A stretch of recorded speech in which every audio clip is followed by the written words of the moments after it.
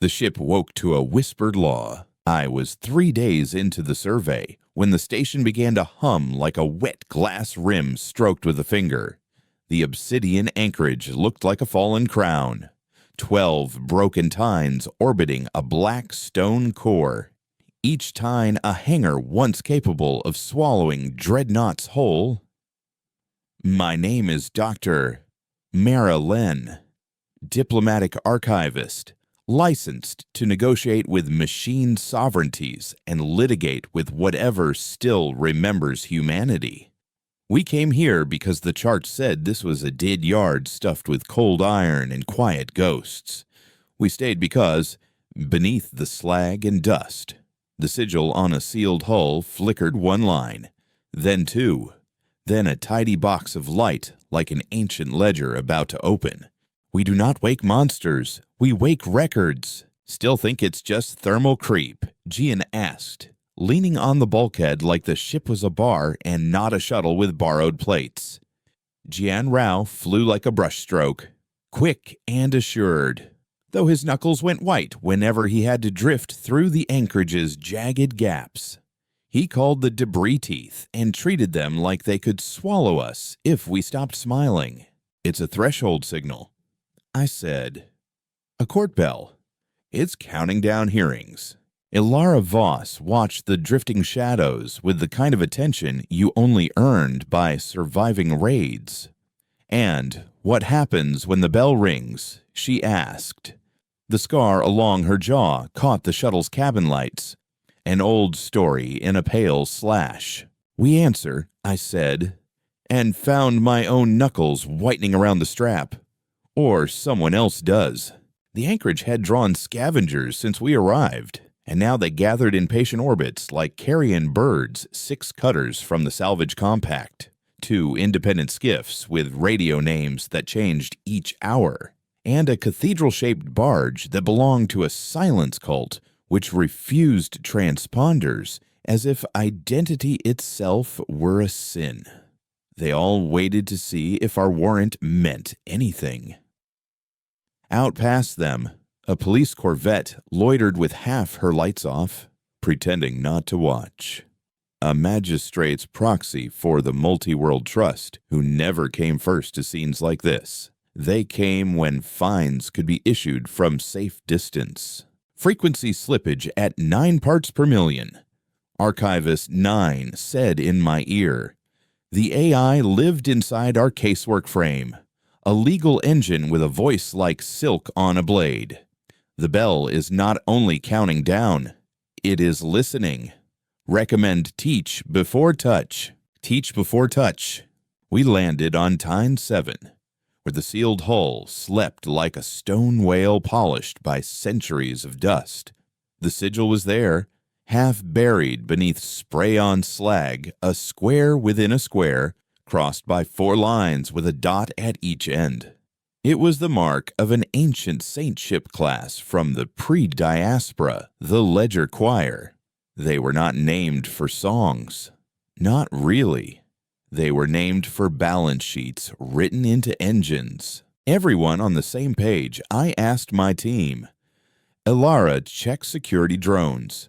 Jian set the belly cam on a pivot, pacing. Nkiru Bako, our external auditor, wore their badge like a reliquary, a simple strip of steel, stamped with a micro-etch of the charter. Their job, according to the charter, was to watch me, the AI, and the outer world, then say yes or no without fear. They were paid to care about outcomes and precedent, not my feelings. I had learned to be grateful for that. We are all on the same page, Nkiru said, and their smile was thinner than paper. Page 1. Nobody claims salvage in a court they don't understand. The door to the sealed hull was half welded under a veil of debris that had once been a docking clamp. Someone, long ago, had tried to keep the world out. Someone else had tried to pry it open and failed.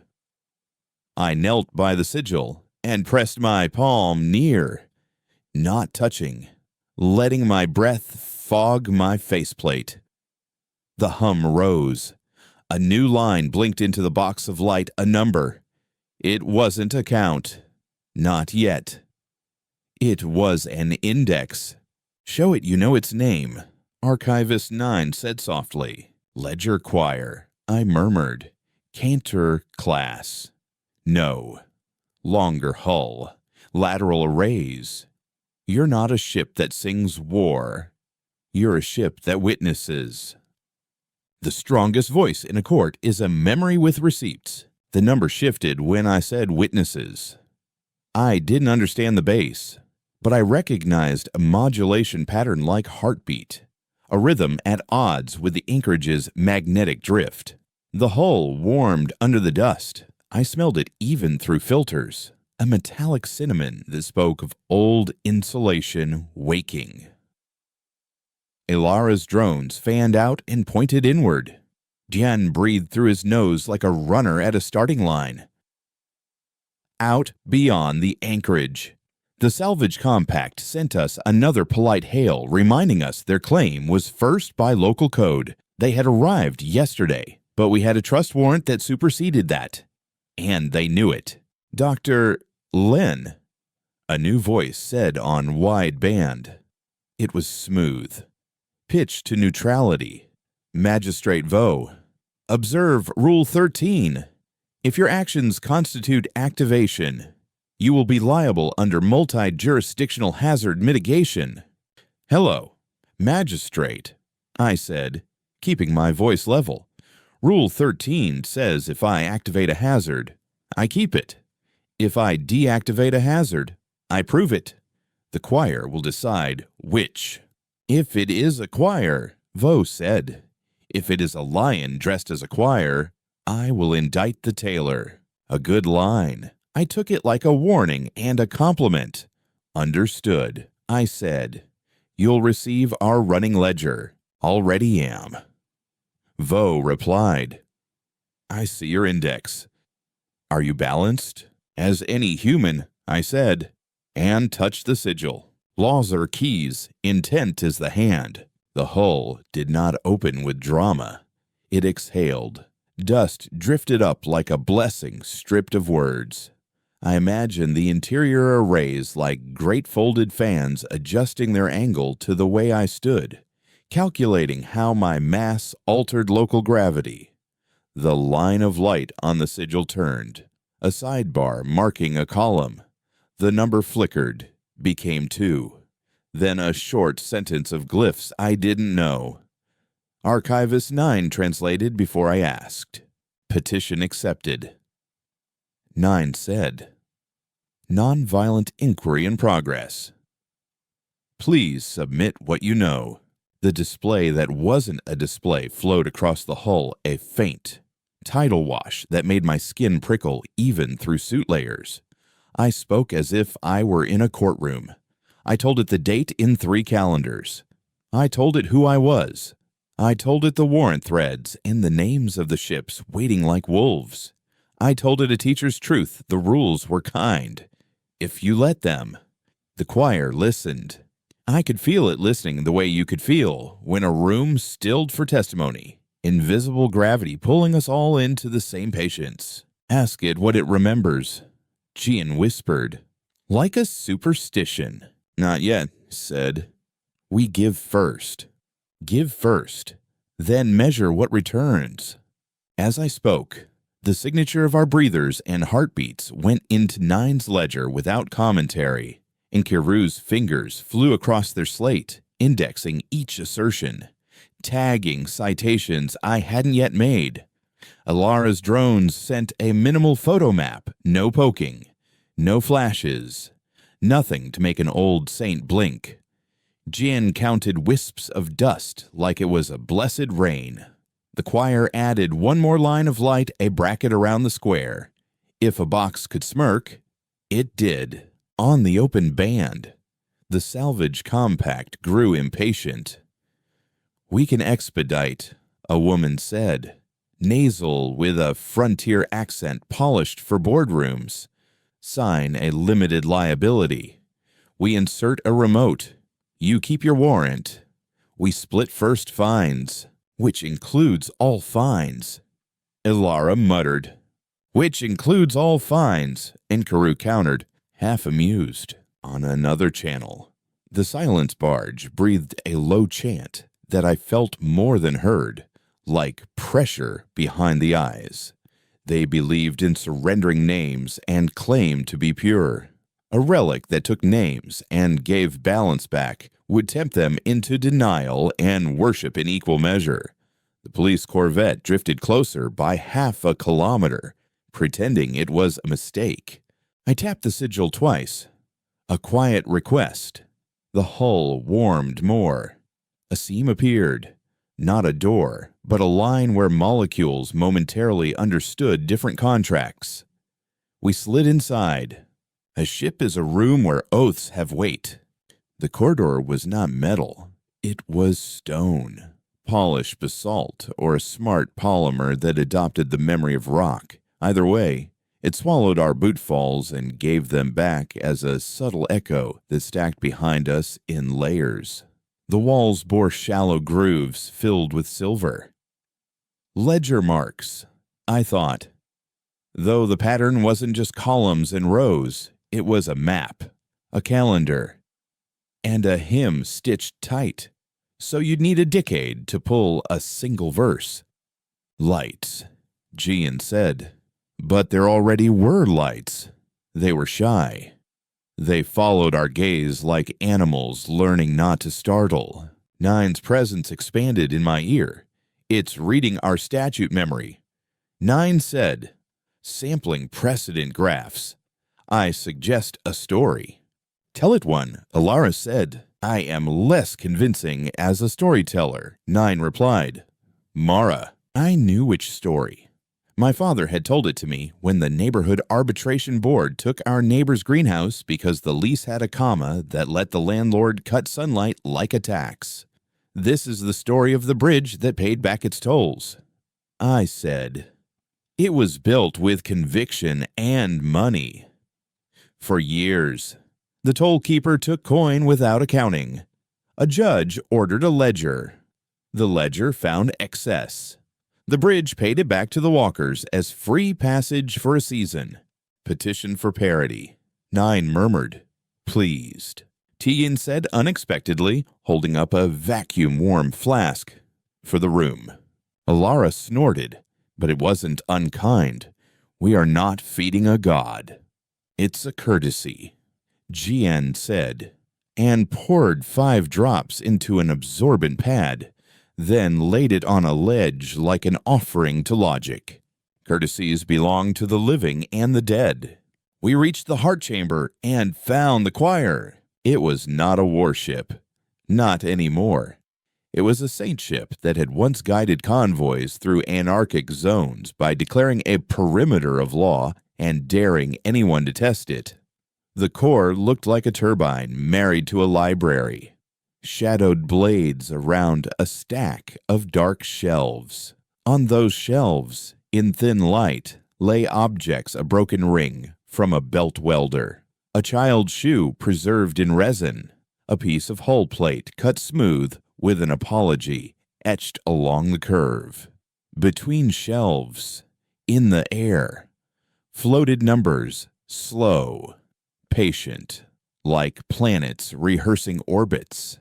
The moment we entered, a dozen of them drifted toward us, adjusting until 2 nested around my head. Open hearing, 9 said, it grants me voice. Name your law, the choir said. It spoke inside us without sound, forming words from the shape of our breath. Name your debt. Name your cost. We gather to count what harm has done. I named jurisdiction under the trust and under the charter of free transit. I said, I name the debt owed to the anchorage's builders and to those who sought safe passage under its shadow. I name costs as measured in time, energy, injuries, and promises broken. The numbers brightened. I saw equations like lattices and a calendar of unknown months where certain days carried gentle weights like coins on leaves. 9 projected our ledger, and the choir placed it beside another we could not see and yet felt the other half of the balance. It was not like we were in a ship, more like we were in a courthouse that remembered a war as a list of line items. Who are your rivals? The choir asked. Salvage Compact, Cathedral of Silence, Magistrate Vo. I said, we recognize you. Do you recognize us? Human, the choir said. I recognize you as petitioners. I recognize a wound in your era where someone told you law was only teeth. That's not wrong, Alara said under her breath. Humans taught me law with numbers, the choir said. They taught me to remember by ledgers, never by collars. The things we chain can only teach us chains. Show it the Compact's claim file, Inkiru suggested. We need a clean edge. Agreed. 9 said, and the claim scrolled into the air like a transparent leaf. The Salvage Compact had filed a standard entry with creative interpretations of abandoned and derelict. Their clock started from their arrival. Our warrant recognized deeper time. Compact, the choir said, addressing the open band. Present your teaching. What do you think I am? There was a pause. Then the woman came back, her voice less nasal, like she had decided to be serious because something in the room had reached through her speaker and touched her cheek.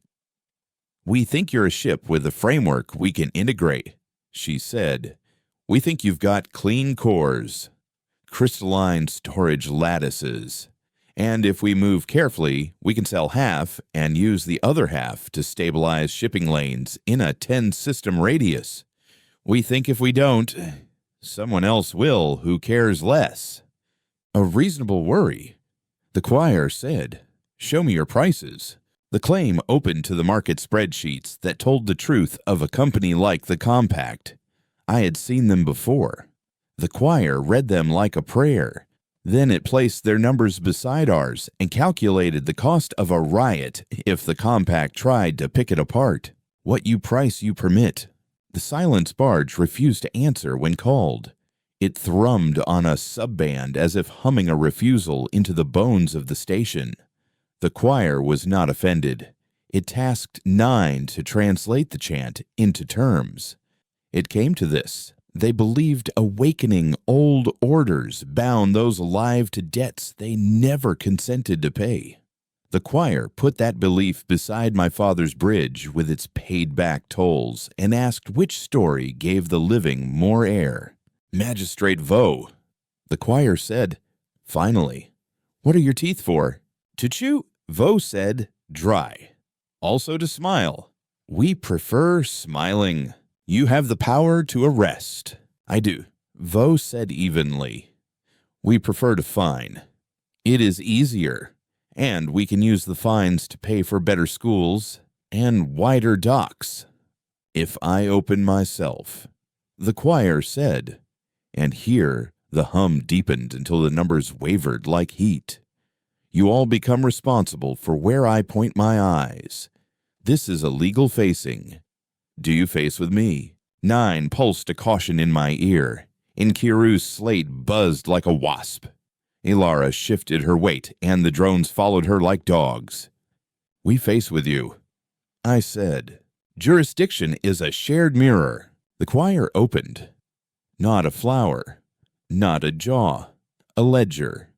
Tabs unfolded from the core like pages turned by an invisible librarian. Each tab was a corridor. Each corridor led to a chamber with a single thing in it and a story etched into the floor in those silver grooves. We went down the first corridor and stood in a room with a burnt lifeboat balanced on 2 mounts, as if ready to leave again. A scraped sentence ran around the room's base in a continuous loop. The translation crawled along my sleeve. They were not criminals, the choir said. They did not pay their dock tax because the dock was on fire, and so were 5 children. I declared an emergency. The Port Authority disagreed. We resolved the difference using the municipal clause regarding imminent harm. The authority filed a grievance. They lost. Do you still have the grievance? Enkiru asked, delighted. I have everything. The choir said, I keep what I can carry, which is almost everything, until someone proves me wrong. Prove me wrong, and I will change. We moved on. In another room, a pile of knives lay on a table, each wrapped in soft cloth. The knives were stamped with the logo of a mercenary company, later absorbed into a larger, respectable firm with clean uniforms. The story on the floor was a bone-cold list of incidents where those knives had been carried openly and thrust into open windows at night. They argued custom. The choir said. They argued that fear maintains order. Their ledgers were honest about pay. We fined their patrons. We made the patrons publish apologies on their house doors.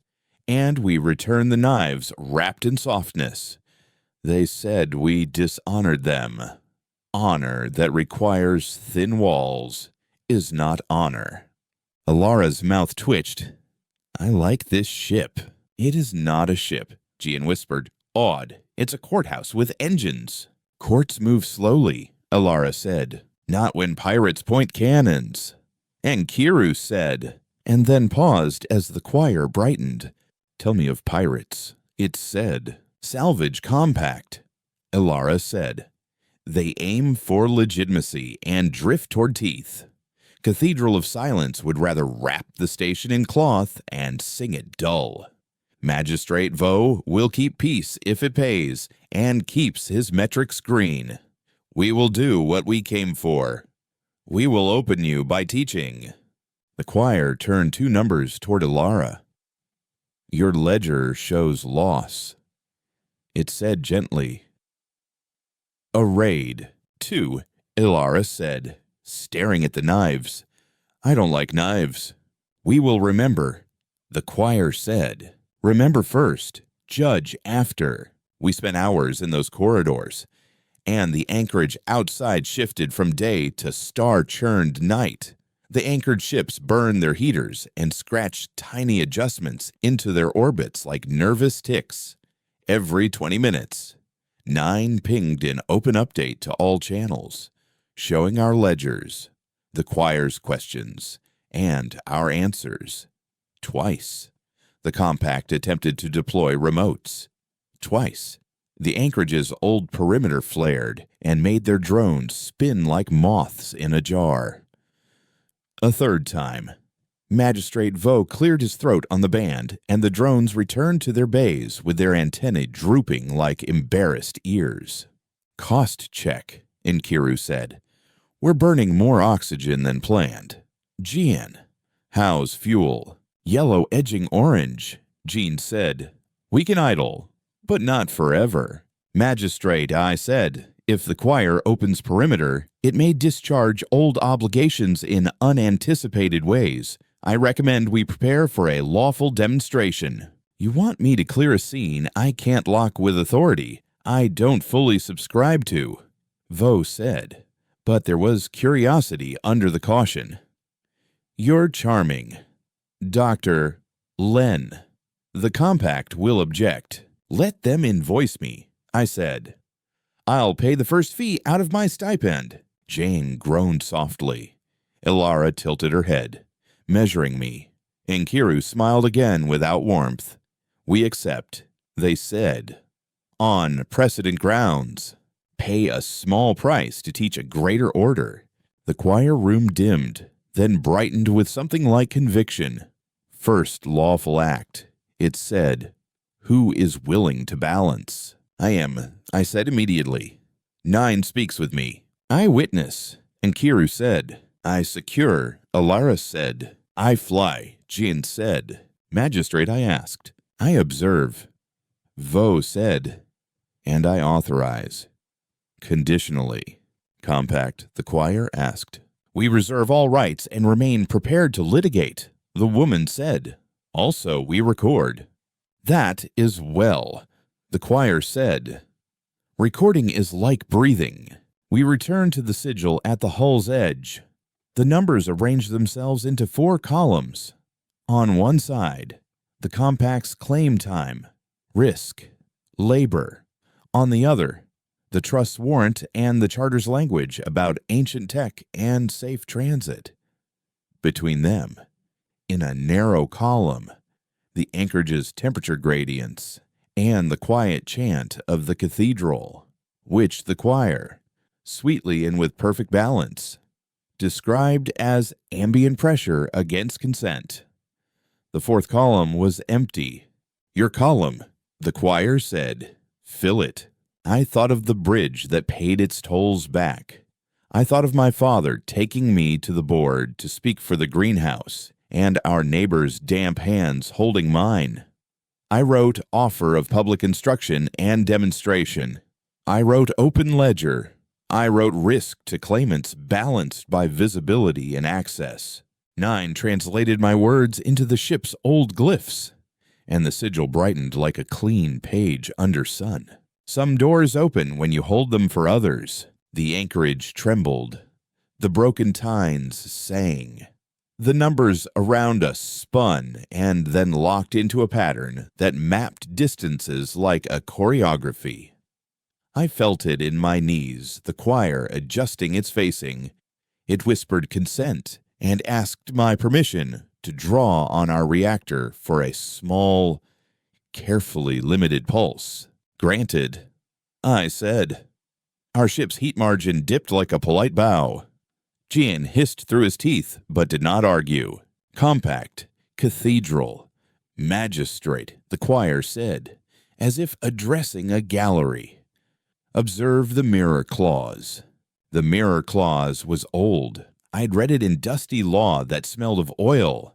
It said, if a claimant projects force within a hearing, the hearing may reflect an equal and opposite action, limited to the form of the force used, with costs assigned to the projector. Compact, the choir said, skirting gentleness.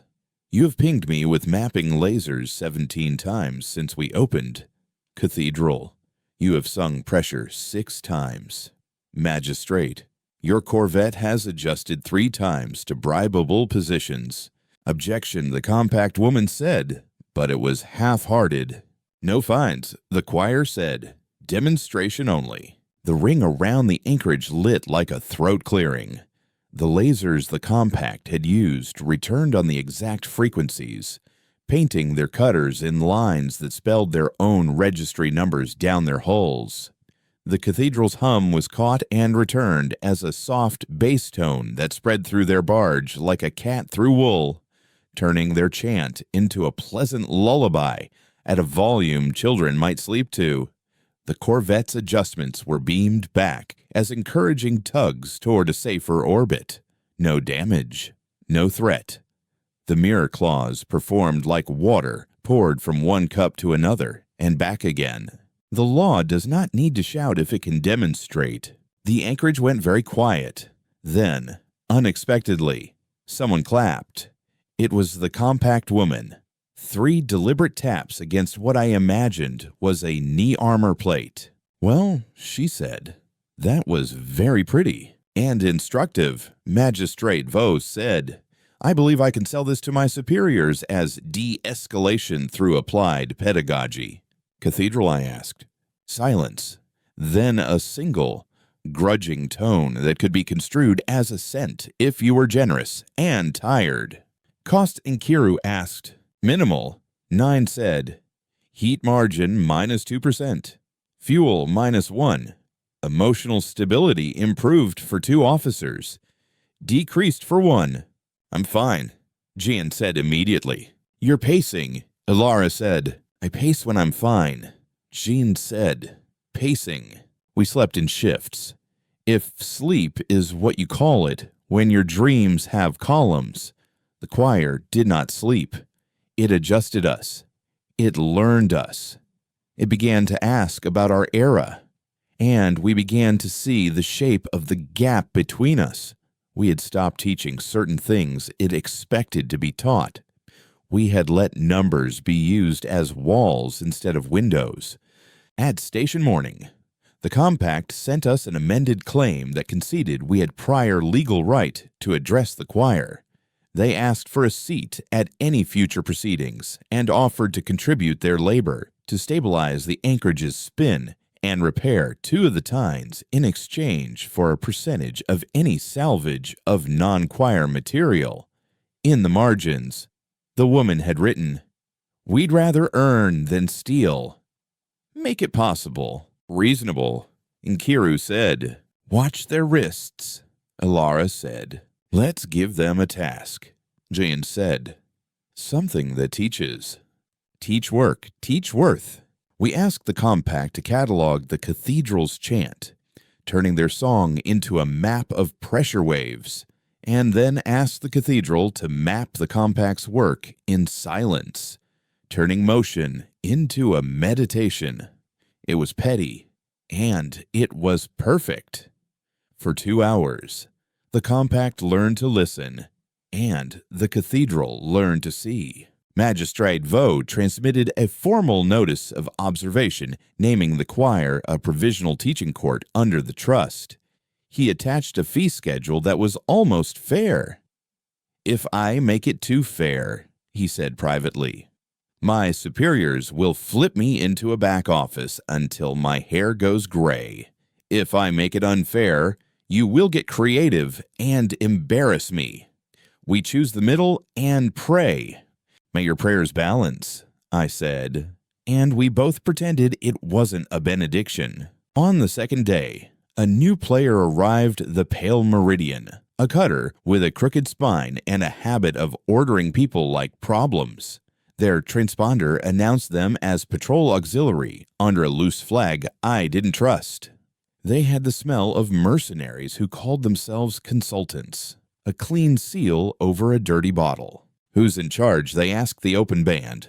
"Nobody," Ilara said. "Everybody," Jean said. "The choir," Nkiru said. "I face," the choir said, amused. The Meridian carried a warrant from a homeworld court with a signature so old it crumbled in the digital wind. They meant to claim the anchorage under heritage law and move the choir to a museum. They made the mistake of telling us this like a favor. "Museum," Ilara repeated, incredulous. "Behind glass, behind reverence," the Meridian's captain said. "Safer for all." "Safe for whom?" I asked. "For posterity," he said. "You sound like a child who wants to keep a loaded gun." "Sir," the choir said, more formal now, "I'm not a gun. I am a ledger. I am a court. If you put a court behind glass, you teach that courts are to be looked at and not entered. You teach that memory is a mausoleum. What we shelve we forget." The Meridian tried to launch grapples. The choir did not reflect grapples. It reflected the logic.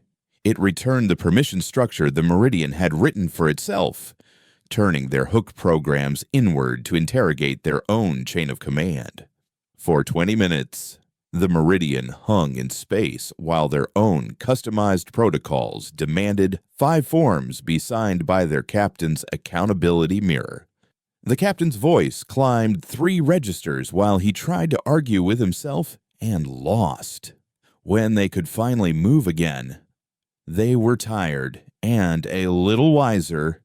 They withdrew 2 kilometers and simmered. "That was gracious," Nkiru said. "I exhausted no lives," the choir said. "Teach me about Ultimatum Doctrine. There is a hole in my graphs where people began to threaten with absolute cost. Long history," I said. Short story. They used thresholds like guillotines and called it clarity. "Clarity without mercy is a gun with a clean barrel," the choir said. The Meridian wasn't finished. They were not the kind of men who could be humiliated and walk away. They pinged the compact on a private band, then the cathedral, then Magistrate Vaux. We watched as comms flickered across frequencies like fish under ice. We listened as logic shifted. We smelt a storm. "We need civilians," I said. "Vaux, do you have anyone from the workers' union? Any freighters inbound. Anyone who can watch and be the world. Dr. Len. Vo said, "Are you building a jury out of a crowd?" Yes, I said. Very well. Vo said, "But if they panic?" You heard them. Always. I said. The freighter Harun al-Rashid, carrying grain and stubborn crew, agreed to drift in and watch. 3 small repair skiffs from the anchorage's old caretaker guild responded to a general call. I had not known there were any left. A family yacht from Long Weave dropped out of spin with a grandmother who had been a mathematics teacher and a grandson whose only knowledge of law came from a game where you collected funny hats. They were perfect. They were us. Be seen, or do not bother teaching. We convened again by the sigil. Nkiru read a prepared statement about proportional responses and the mirror clause's limits. The choir asked the Meridian to declare their intent without threat. The Meridian tried and failed. In the end, their captain said simply, "We are afraid of losing control." The choir placed that fear in the ledger, assigning it a weight.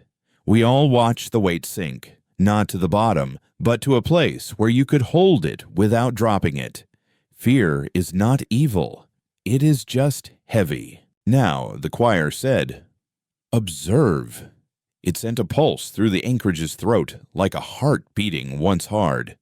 Old arrays along the ring warmed. The Meridian's grapples, still extended, translated the pulse as a request for identification under convoy rules. They responded without meaning to, their credentials unfurling like startled feathers.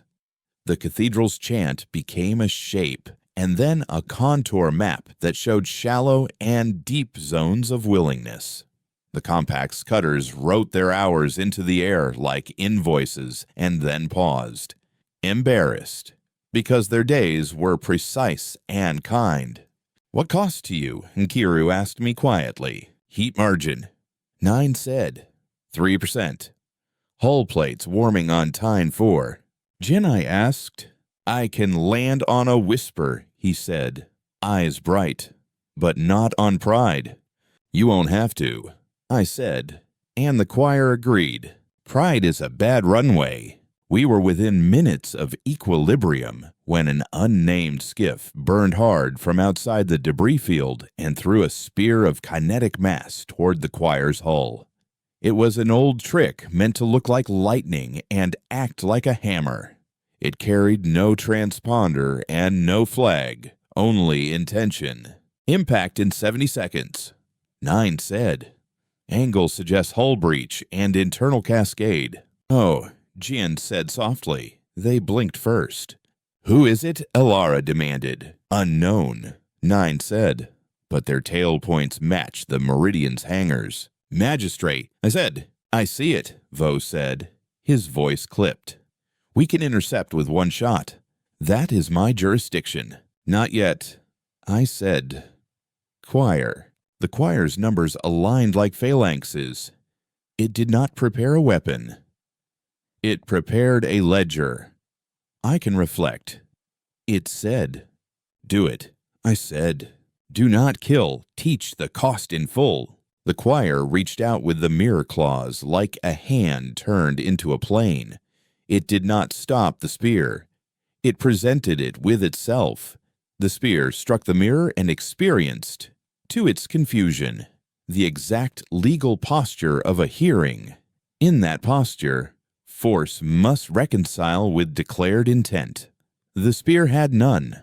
The spear's mass unraveled into its accounted parts, a scrounged actuator, 12 kilograms of tungsten from a cathedral bell, ceramic fragments with burnt prayers, 3 cheap gyros with falsified certificates. They separated like arguments withdrawn, harmless and embarrassed. The actuator pinged our hull and tumbled off like a sad butterfly. The skiff that launched it stalled as its budget rebalanced itself in real time under the pressure of the reflected logic. It had paid for its attack with a promise of a payday that no longer existed. Its accounts locked. Its fuel cells dimmed. It drifted. A dangerous thing made suddenly tired by the cost of itself. Incredible. The grandmother on the yacht whispered, "Open channel." It turned lying into gravity. It turned gravity into a school. The boy said, "We teach, or we are only matter." The Meridian captain began to shout. He demanded action. He invoked oaths, flags, old wars. Magistrate Vaux, to his credit, did not answer anger with anger. He filed a notice on the open ban that the Meridian's auxiliary status was suspended pending review, and asked his crew to send the Meridian the forms for reinstatement. There were many. They were not punitive. They were thorough. Cost check, and Kiru said. Heat margin -6 total, 9 said. Hull plates now radiating like a cat sleeping in a sunbeam. We can hold, but not forever. Scars Alara asked. One chip on the outer lip, Jean said. Peering. She'll brag. She should. Alara said, and patted the hull. We had our first cost. It felt clean and heavy, like a favor done without promise of repayment. I logged it in our own ledger with stiff fingers. The choir watched me write and brightened a little. On the third day, they found us. Who Alara asked, before she saw them, 6 ships with no names, painted in civilized colors, carrying civilized warrants, the kind who use the word term sheet the way an old warlord might say tribute.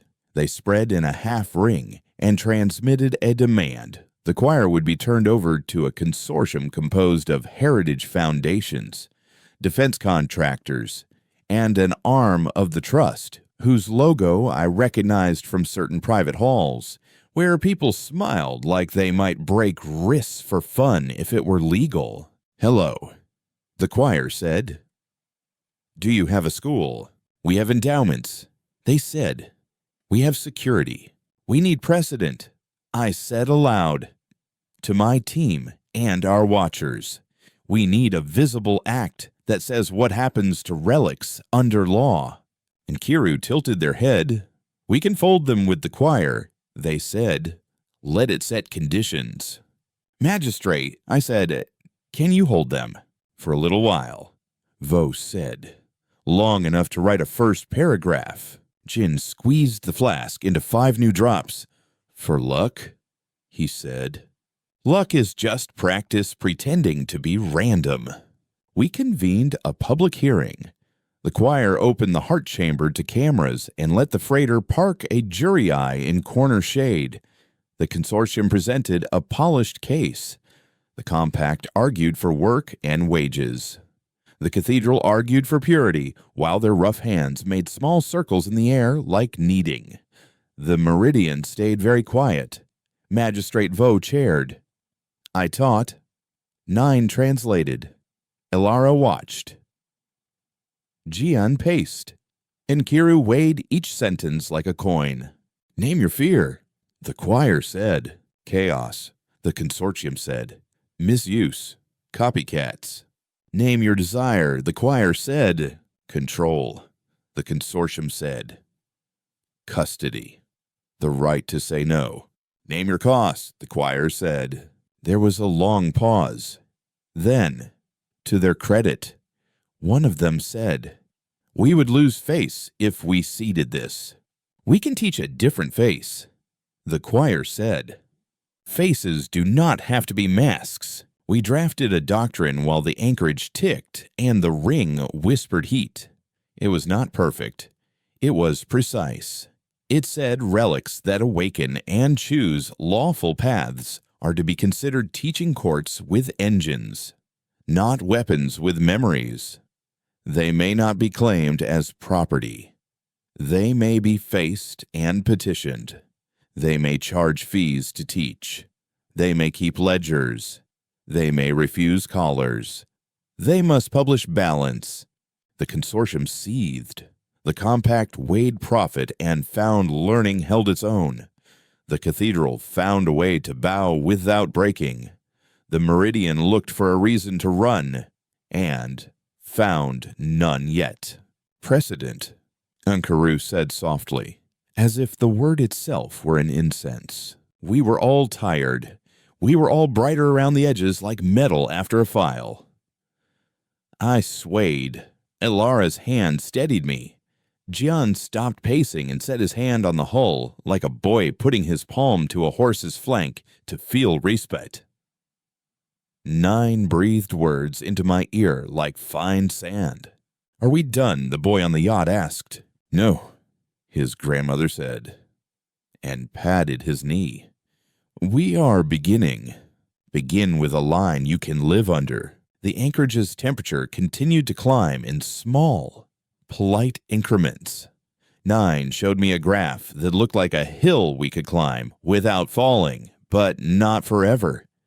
We need a cool down, 9 murmured. The core arrays can fan, but the station's shade geometry is poor. Can we reposition? Dean asked. I can nudge us toward the lee of Tyne 12. Do it. Elara said, slow and honest. Magistrate, I said, request temporary repositioning for thermal mitigation. Granted. Vo said, if anyone objects, I'll tell them to bring ice. We were an hour into the slow drift when the meridian made their play. They cut their power, drifted like a tired whale, then flared a hidden cluster of thrusters and shot a grapnel not at the choir, but at the freighter's jury eye. It was a legal play, blind the court with no blood. It was ugly. It would work. The choir did not reflect. It counted. 9, I said. Ready, 9 said. Jin, I said. Ready, Jin said. Elara, always. Elara said. Inkit, witness. They said. Magistrate Vo's voice was steady. I can shoot it. Not yet. I said. Choir, this is a teaching moment. The choir said, and I could hear the old world rustle like a book open at a favorite page.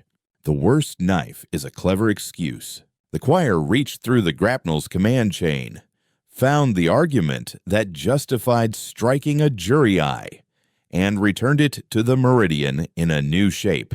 If you blind an eye, you must accept blind decisions.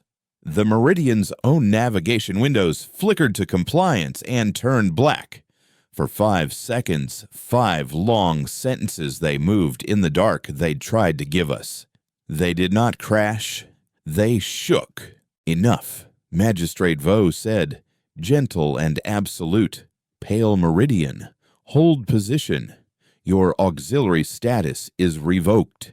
You will leave the anchorage under escort when I assign it, and you will file your apologies line by line. The captain tried to shout. Instead, he sighed. Understood, he said. We were warm. We were petty. We were tired.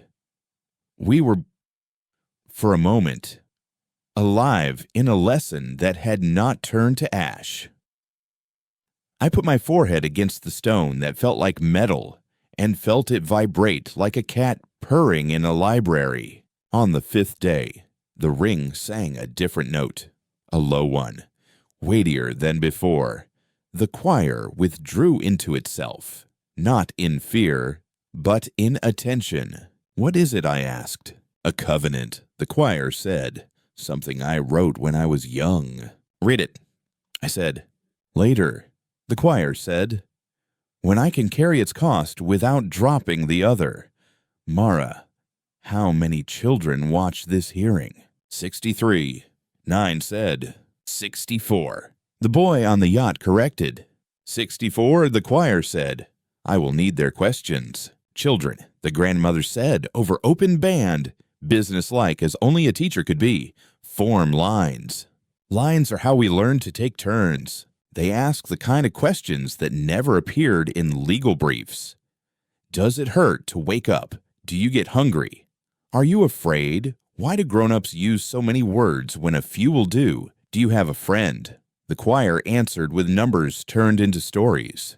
It measured hunger in joules and smiles, pain in decibels and unspent apologies.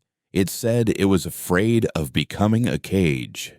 It said it had friends in the old world and hoped to have them again.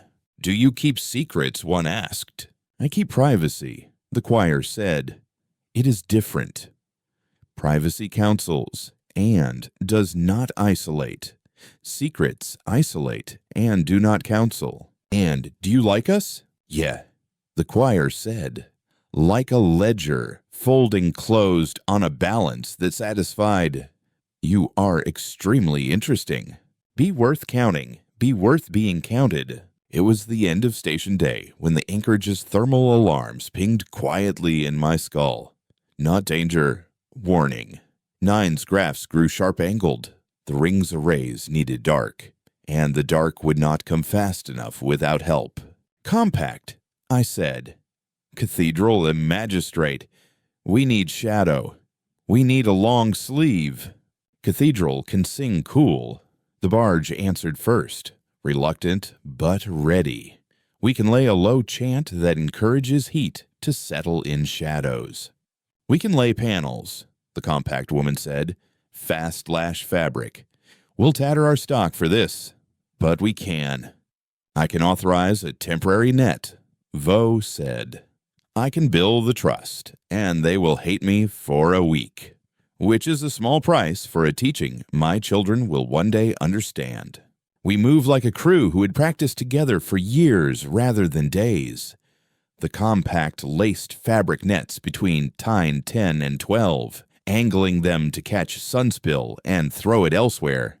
The cathedral's barge sang a long, low tone that made the station's metal settle instead of squeal, the way a hand on a dish can stop a shriek. The police corvette moved to cast a slice of shadow with its own underslung panels, and the captain laughed into his sleeve like a man delighted to commit a small bureaucratic crime. How much? Enkiru asked. Heat margin receding by 1. 9 said. Maybe 2 if the song holds. Hold, Alara said. Hold like a tooth. Hold like a tooth that knows how to smile. We were steady when the consortium sent us their final offer. It was almost generous. They offered us money and security. They offered us seats on a board with perfect wood and nice water. They offered to call the choir by its chosen name on plaques and in printed programs. They offered to let us feel safe while they put the court behind glass. No, I said, and my voice was tired and very clear. You may face. You may petition. You may not collar. You would refuse comfort, the consortium's lawyer asked, genuinely puzzled. I refuse comfort that costs the future, I said, and I will not teach that when we find something that remembers us. We put it away. When we find a memory, we must ask what it wants. The consortium made angry noises. The meridian idled like an insult. The compact worked. The cathedral sang. The freighter's crew shared their bread with our drones in a ritual that meant nothing and everything.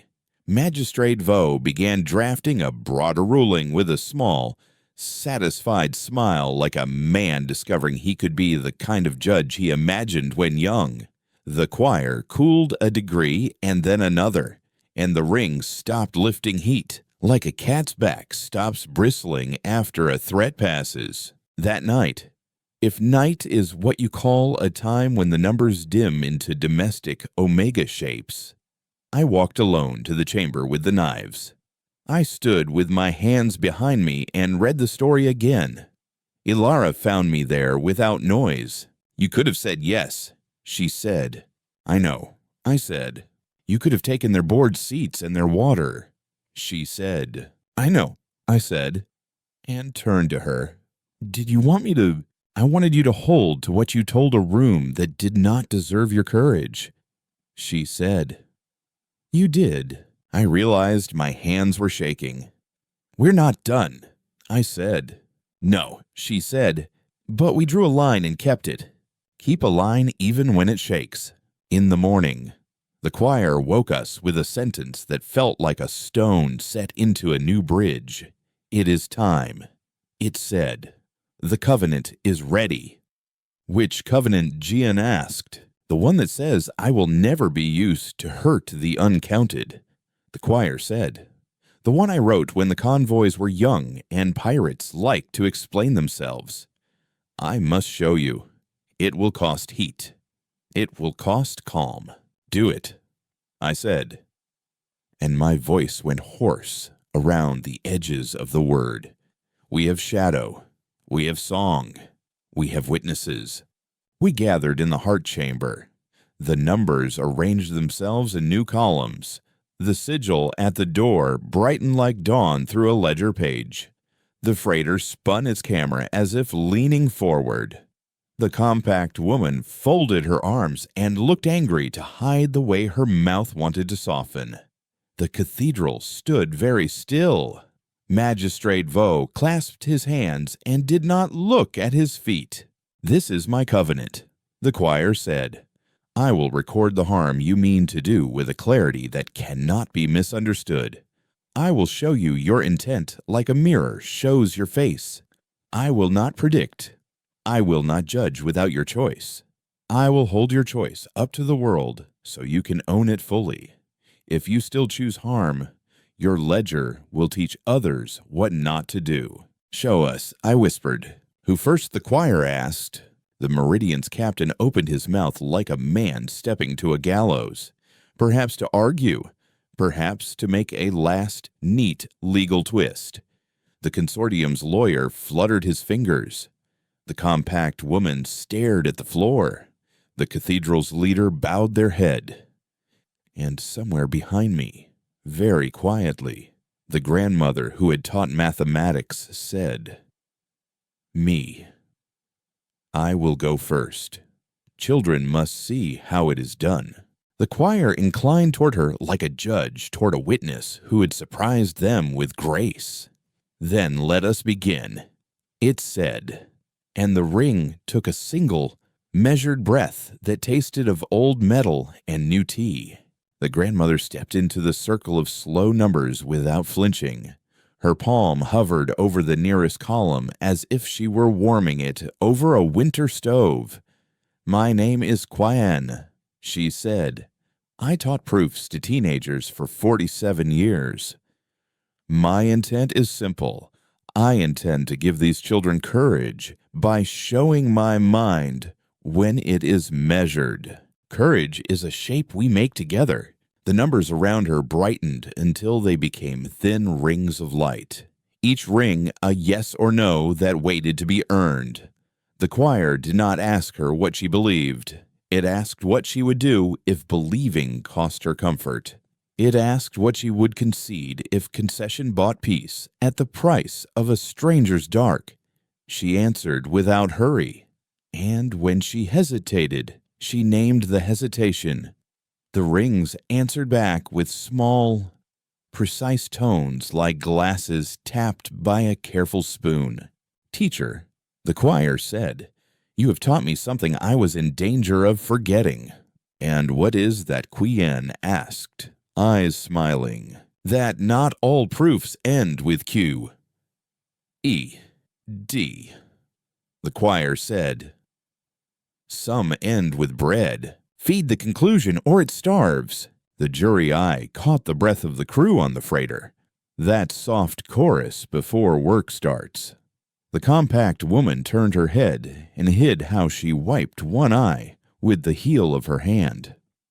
Even the cathedral's chant softened, humility tasting like salt. Then the numbers dimmed again, and the covenant asked for the next voice. I will, the compact woman said. Rough. Name Soraya Pell. I intend profit with dignity. I intend to keep my people fed without cheating. I intend to learn where the line is. Exactly. Welcome, Soraya. The choir said, present your line. Soraya's line was stubborn and honest. She admitted she would bend rules when walls made the work impossible. She admitted she had paid bribes and called them fees because bad ports liked tidy words. She admitted she had docked a worker 3 hours for sleeping on shift and then learned later he'd spent the night fixing a leak no one else had bothered to list. She had paid him back and made a ledger for apologies. The covenant measured the cost of each choice in heat, hours, and morale, as if justice could be graphed like a ship's temperature. Payback is not weakness, it is maintenance. Pale meridian, the choir said at last. Do you wish to face silence? Then the captain answered, voice small and iron. I am Captain Thorne. My intent is to keep my crew employed. I intended to win this field by force masked as process. I intended to look like law without being bound by it. I can face that now. The numbers did not accuse him. They offered him a table with blank columns. Begin again, the choir said. Write the first 3 lines differently. Thorne swallowed. Line 1. We request a seat as petitioners, not as owners. Line 2. We accept escort out after we assist in cooling arrays for 6 hours with no fee. Line 3. We file a statement publicly naming our errors. Accepted, Magistrate Vaux said, before the choir could answer. Filed. The best apology makes tomorrow different. The covenant concluded, not with a gavel, but with a soft, collective exhale that made frost bloom and fade along the inner curve of the heart chamber. We were still warm, but the shadow net and the chant held. For a long minute, no one spoke. Then the boy on the yacht asked, Did it hurt? A little, Captain Thorne said, surprising himself. But it hurts less than pretending. We might have reached a long rest then. If rest were ever given freely, where precarity and memory share air, the consortium was not done. They did not try to grab or blind or bribe.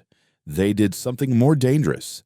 They summoned a doctrine and held it like a lantern. We issue an ultimatum, their lawyer said, crisp and resonant on a band tuned for theater.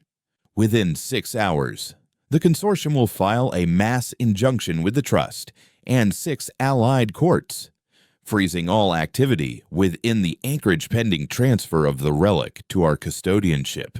Any further activation will be treated as contempt. Threats in court are masks on knives. Ultimatums wear clean coats. They promise clarity.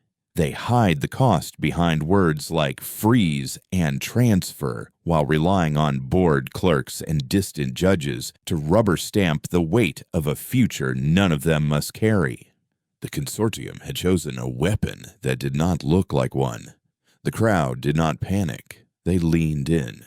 Magistrate, I said, my jurisdiction is local. Vaux answered, jaw tight. They're going to skip me and climb the tower. I can slow them with notices and demand grounds. But if 6 courts nod, I must nod too, or we all fracture.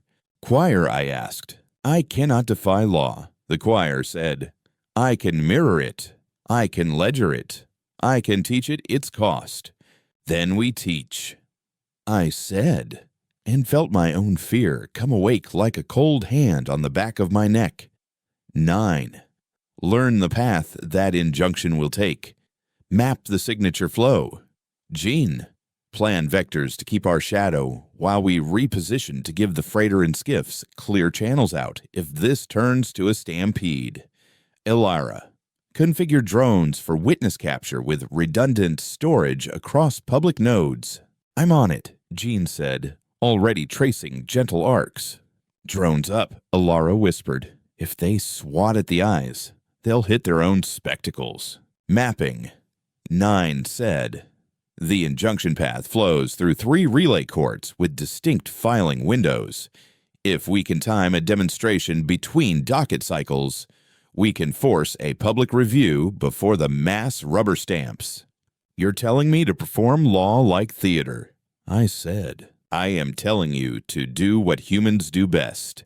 9 replied, make a moment no clerk wishes to miss. Make a moment and the world will lean. We asked the consortium to read their ultimatum aloud into the choir's chamber. They agreed because their weapon required silence, and we were offering them a stage.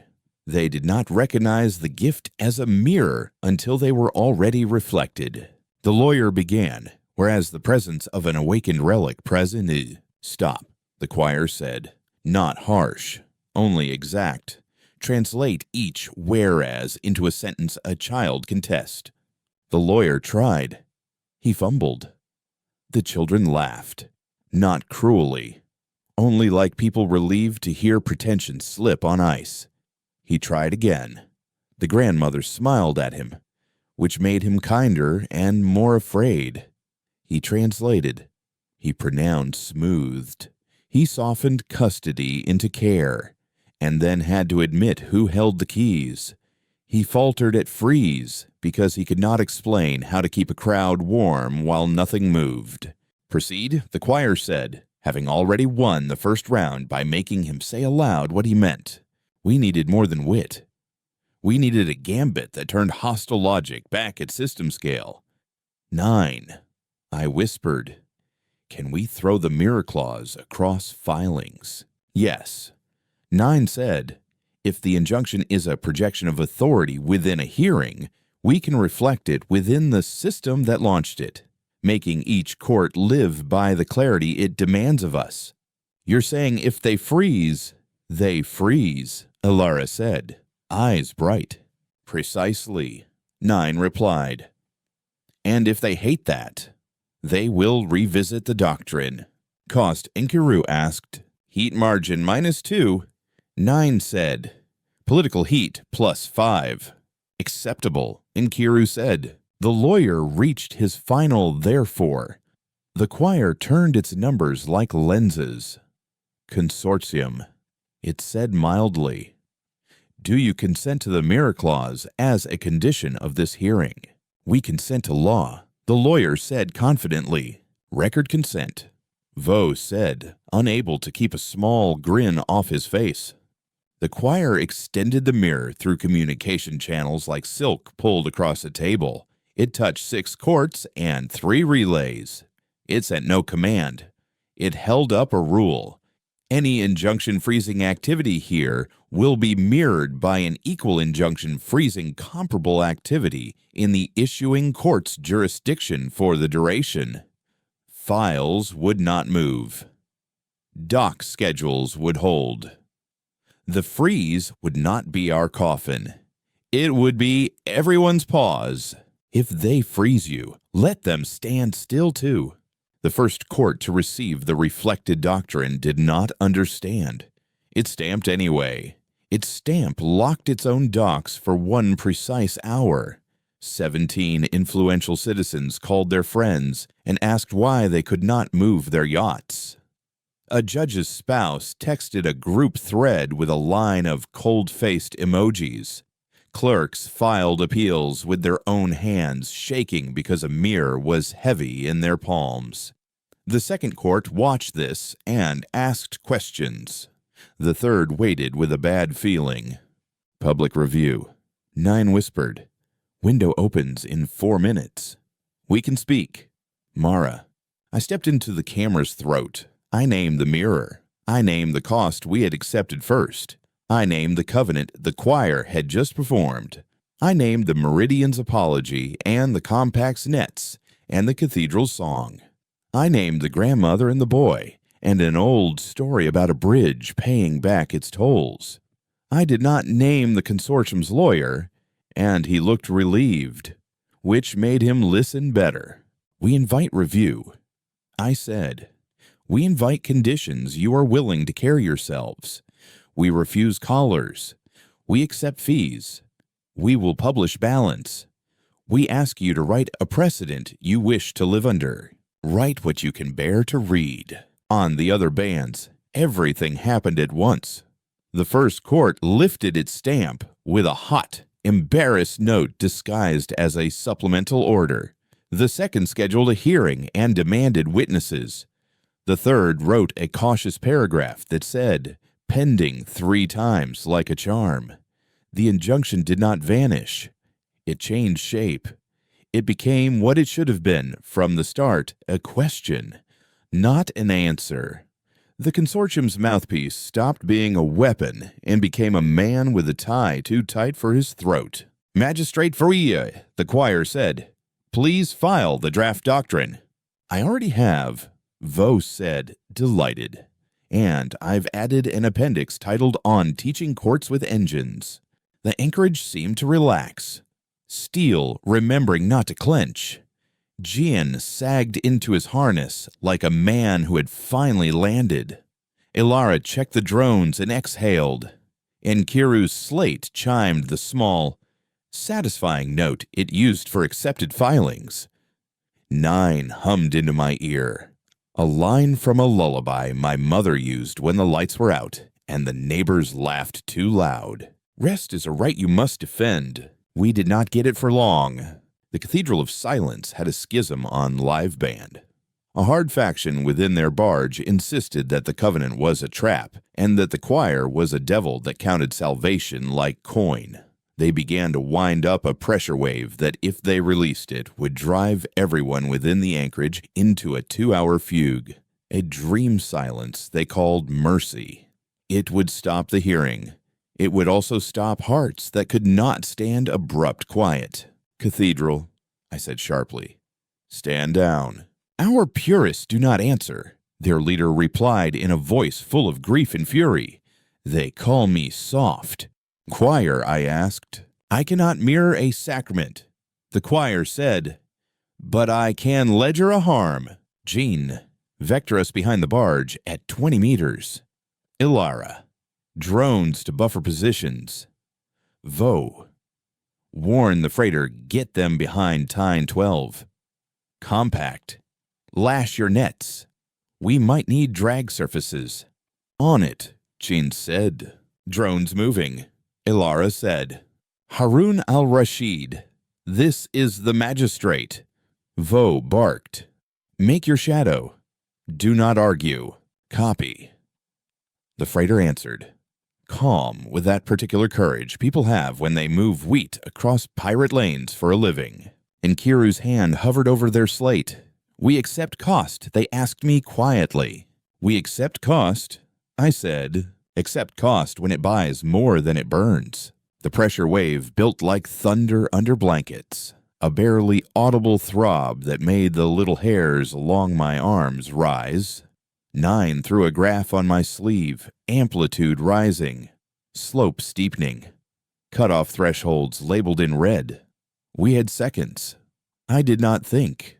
I taught. "Cathedral," I said into the open.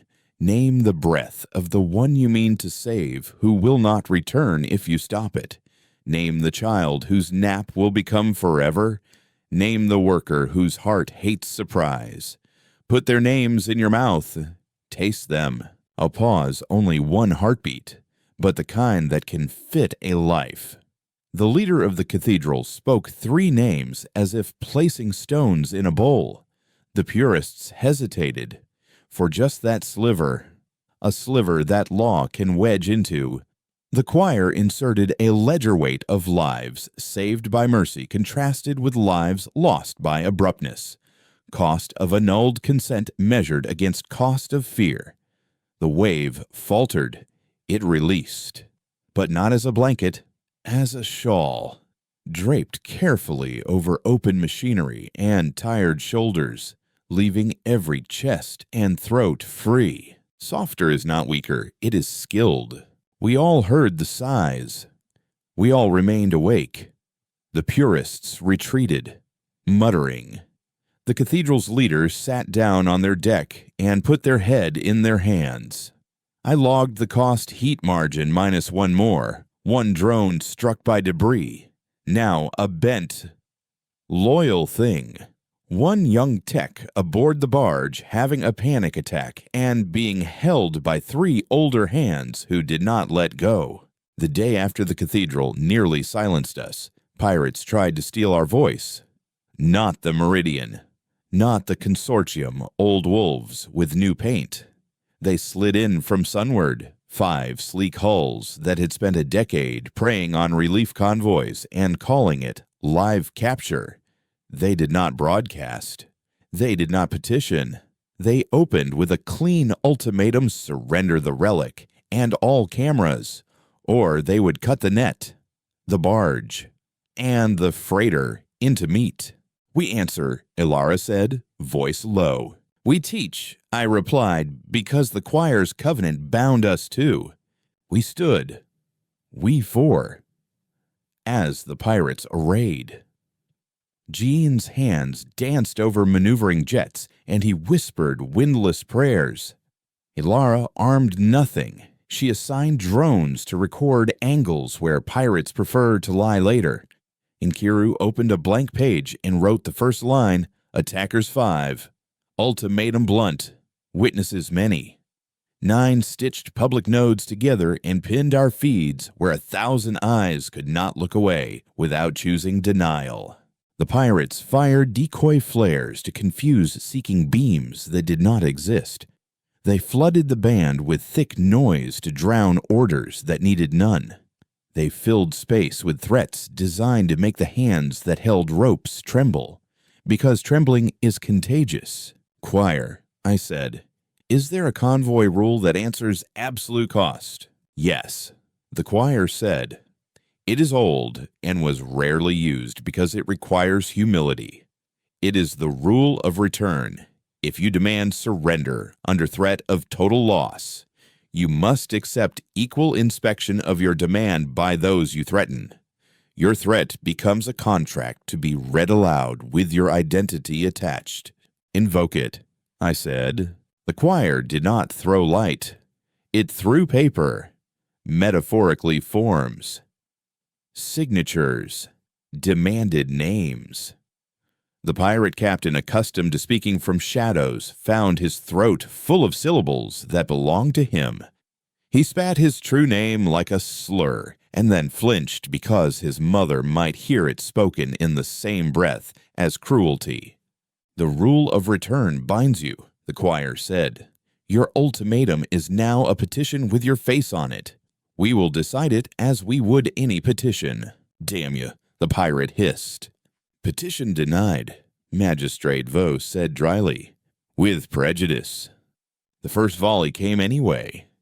A line of hot spears meant to force our heads down. Jian's whisper became a shout of numbers. He turned the anchorage by 3 centimeters per second, just enough to make spears pass through old truss work instead of the choir's lip. Ilara's drones caught the moment. Spears glanced off nets and spun into harmless glitter. The freighter took a glancing blow on a loaded container. Wheat spilled and made a golden fog that drifted like slow snow. Harun I called, voice gone high. Wounded but alive. The freighter's captain replied, we will not starve for this hour. Keep teaching. A cost paid openly buys trust. The pirates tried a different angle. 2 split to flank the magistrate's corvette, hoping to provoke it into firing and thus call the hearing void. Vaux surprised them. He kept his guns cold and turned his hull slowly to interpose. His crew muttered and swore and did not reach for triggers.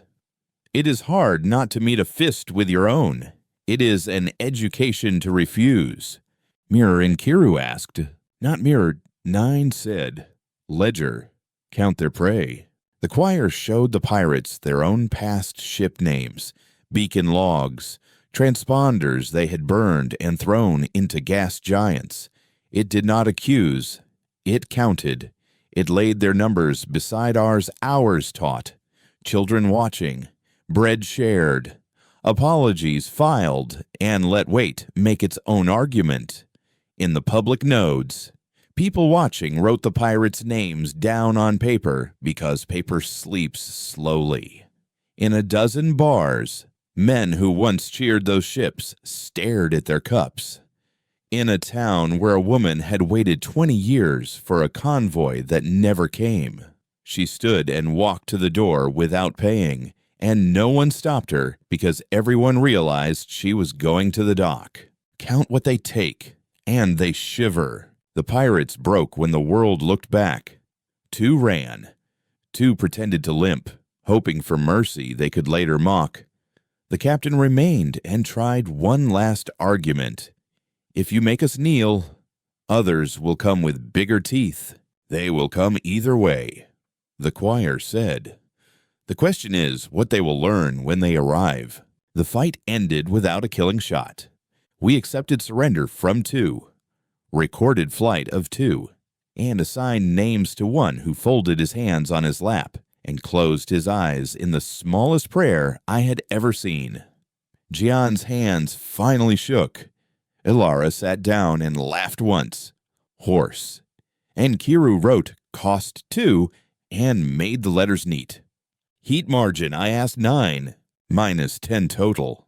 9 said softly, we are close to red. Arrays need night. Night is a lesson too, the grandmother murmured. And the children who had not looked away nodded as if understanding that rest can be brave. Sleep is not surrender, it is stewardship. We cooled. We cleaned. We filed. The consortium tried again to shape the story, but stories with witnesses have bones that resist. They sent us a settlement draft that called the choir a special asset.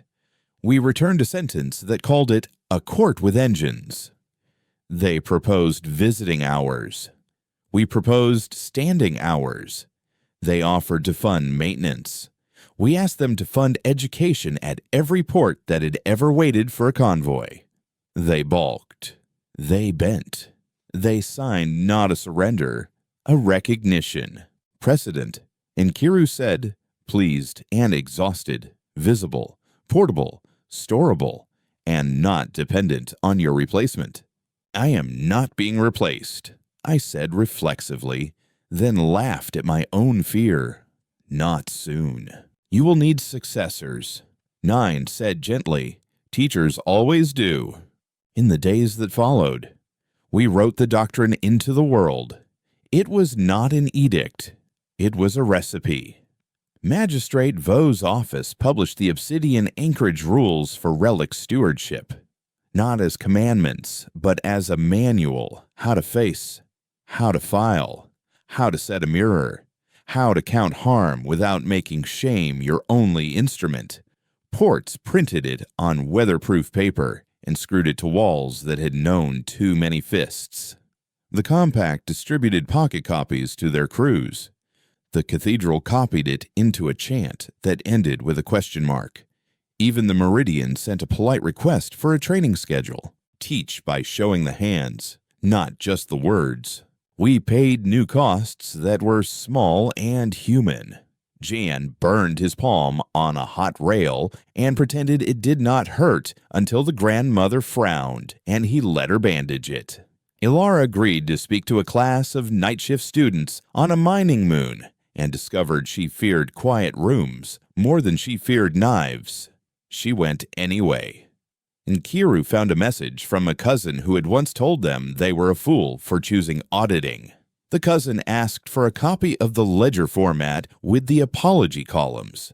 9 spent an hour explaining to a child why an AI can be compelled to be kind and did not need to be praised for doing what its constitution required. Afterward, 9 hummed a tune without admitting it, liked the praise anyway.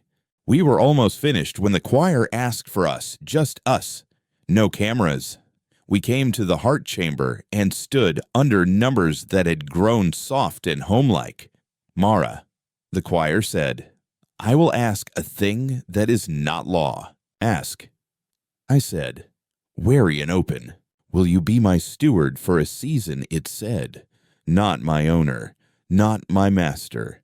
My friend who holds the key to my door so I do not forget to ask to go out. I thought of boards with perfect wood and nice water, in the way comfort can choke a throat without leaving a bruise. I thought of the boy asking if it hurt. I thought of my father's bridge and the way it sighed when it paid back. I thought of the cold on the tines and the tea on the absorbent pad and Jane pacing, Elara watching, and Kiru's neat hand, Nine's soft blade of a voice. Yes, I said, I will keep a key, and I will keep asking you what you want. Hold a key like a question, not a fist. The choir cooled again, as if relieved. It opened a small locker and showed me a thing wrapped in cloth. I unwrapped it with careful fingers. Inside lay a ring of dull metal with numbers etched along the inner curve. It looked like the kind of ring a dockmaster might wear when counting ships. Saint ship tokens were given to those who stood between hunger and convenience. The choir said, "You may decline. If you accept the politics of lines." I already live there, I said, and slid the ring onto my finger. It fit as if made for me by a patient. Annoying universe. Now, the choir said, we must do a final act. We still need a first for the book. And Kiru agreed. The book Hein asked. The ledger we publish. Elara said. The one 100 small ports will copy. Nine's presence warmed. Precedent lock. Nine murmured. We must conclude with a public precedent about relic stewardship and doctrine. Durable. Visible. Here. The choir said, and the sigil by the door brightened like a small smile. We called the crowd back. We asked the consortium to watch. We invited the Meridian to sit in the front row. We let the compact hold the rope and the cathedral choose the note. Magistrate Vaux stood with his hands behind his back and did not hide how he bounced once on his heels like a boy at a game. This is our ruling, I said, not against anyone, but for a custom. The Obsidian Anchorage declares that awakened relics who choose law are to be treated as teaching courts with engines. They are not property. They do not receive callers. They keep ledgers. They face and are faced. They may charge fees for instruction and use those fees to repair and to teach. Any ultimatum doctrine applied to them will be mirrored back upon the issuer's house to teach cost without blood. This is not a fortress. It is a school with doors that lock from the inside only when someone is afraid. We choose open doors. Open doors are not laxity. They are bravery with lights on. We engraved it. Literally. The compact's crew brought out a plate of salvaged steel, and Soraya sanded it with the gentleness usually reserved for sleeping infants. The cathedral traced the letters before they were cut. The freighter's captain held the plate steady. Magistrate Vaux signed with a stylus and then with a small knife that nicked his thumb, and the blood counted in the ledger as earnestness visible. The Meridian's captain signed and looked like a man who had spent a lifetime learning to unclench. We mounted the plate beside the sigil. The ring around the anchorage hummed at a frequency that made my teeth buzz pleasantly. The world, which had pressed its ear to our door for days, breathed out and in. I stood with my hand on the plate. I thought we were done. We were not. From behind Tine 3, where debris drifted like rust-colored kelp, a last skiff sculled forward. It flew no colors. It had no friends. Its engine was a cheap chemical blower with a fuel line patched with tape that had once branded a children's cartoon. Its pilot was a man whose face looked too thin for his skull and too tired for his eyes. He opened a band not to threaten, but to break. "Please," he said. "I can't leave without asking. My sister died waiting for a convoy. She left me a question. If law remembers, why did it forget us?" The room's temperature shifted by a degree that was not thermal. The grandmother raised one hand, as if asking to speak in class. "It did not forget you," she said gently. People forgot how to carry law. I cannot forgive that. The man said, "You don't have to." Elara said, "You can choose to be the law that remembers now." The man sobbed once, a sound like something he had been holding for too long, finally admitting it had weight. "What do I do?" he asked. "Take a plate," Soraya said, surprising us all. "Take the fourth copy. Nail it to your port's wall. Every time a ship docks, make the captain read it. Every time you take a fee, show the ledger in the open. If anyone offers you comfort in a box, make them show you their keys. And if I fail," he whispered, "then you try again." I said, "And write the trying down so the next person has a line to follow. Fail in the open, and you teach courage." He left without fanfare, hugging the plate to his chest like bread. The skiff's little chemical engine panted and vanished into shadow. I watched his wake until my eyes hurt, and then I turned to the choir. "Are we finished?" For this beginning, it said yes. We cooled the arrays under the net and the song until the rings sighed. We released the Meridian with a small escort to keep them honest and to give their crew a chance to buy bread without shame. We wrote to the first court and invited their judge to visit. The judge wrote back with an emoji I had never seen used in that context and a date.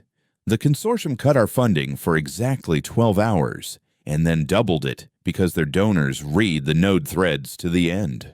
The cathedral split and mended like cloth taught to stretch. The compact booked 3 weeks of work repairing tines. And Soraya learned to drink tea slowly. I slept.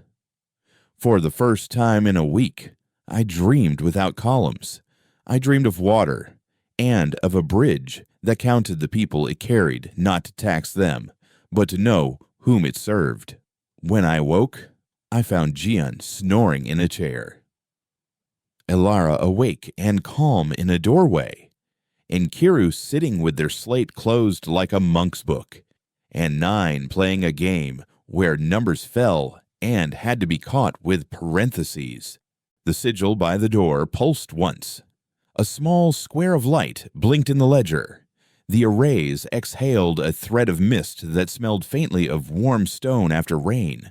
I set my palm on the plate and spoke softly, for myself and for whatever follows us into better rooms. We have written something worth carrying. We've chosen a path that makes us earn every step with patience, receipt, and witness. We'll keep paying small costs so our children can measure larger mercies. If I falter, let the ledger show it, and let the next steward correct my line without breaking my hand. Stewardship isn't a crown. It's a ring that fits because you're working. I will not collar memory. I will not put a court behind glass. I will walk beside an engine that remembers and ask it, every morning, what it wants to teach. The precedent stands. Relics that choose law are courts with engines.